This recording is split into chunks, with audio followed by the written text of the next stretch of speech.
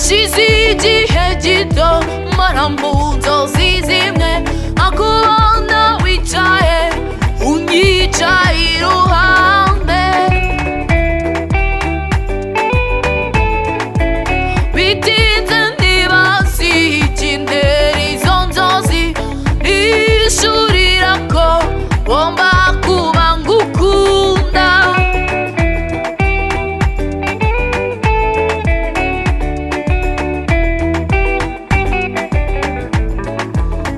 Ibuka ya ndoro, ibuka ya nseko, ibuka ka kajambo wambwiye turi mu bandi.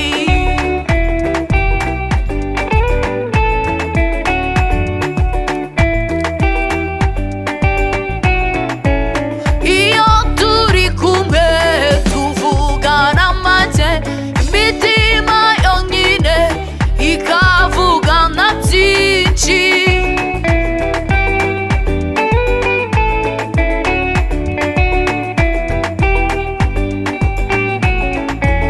Ubwitonzi ugira n'uburere ufite nabyo byanyemeje kuguha